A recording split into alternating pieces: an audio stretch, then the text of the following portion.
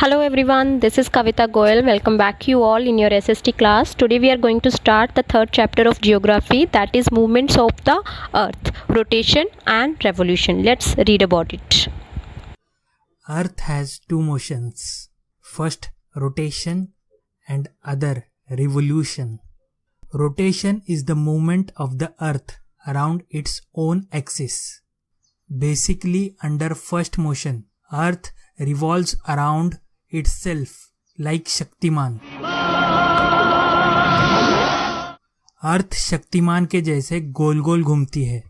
So, earth while spinning revolves around the sun. Revolution is the movement of the earth around the fixed path और orbit, जिसके बारे में हमने first chapter में पढ़ा था. यहाँ पे अर्थ रोटेशन के साथ सन के अराउंड भी घूमती है. Now these were the two motions of the earth, that is first rotation and other revolution. Actually, it is wrong to say earth revolves around the sun. It is more like sun makes earth revolve around him. Axis is an imaginary line. We studied about it in the second chapter. It makes an angle of 66.5 degree with its orbital plane.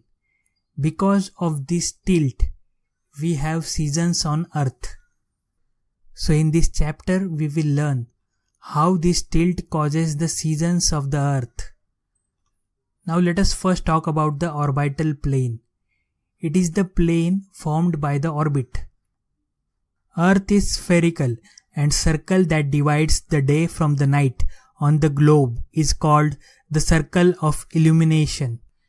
The time period of rotation of the earth around itself is known as the earth day.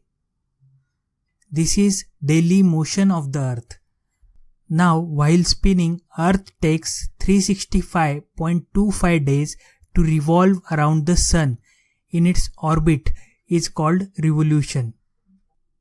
Sir, calendar में तो 365 days होते हैं, extra 0.25 क्या है?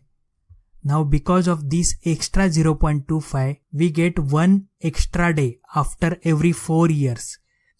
This 0.25 adds up, and after every 4 years, we have one extra day. This is the concept of leap year. Now we talked about the seasons are because of change in the position of the earth around the sun. If you are inclined towards sun, you will get maximum amount of heat, and there is summer. That is, when North Pole is inclined towards sun, it is summer in northern hemisphere. देखो, ज्यादा confuse होने की जरूरत नहीं है. एक simple concept याद रखना पड़ेगा. You have to remember the simple concept. The part which is inclined towards sun gets maximum heat, and in that part there is a summer season. If there is confusion, it is all because of one fact, that all the lines that we have drawn on the globe are imaginary lines.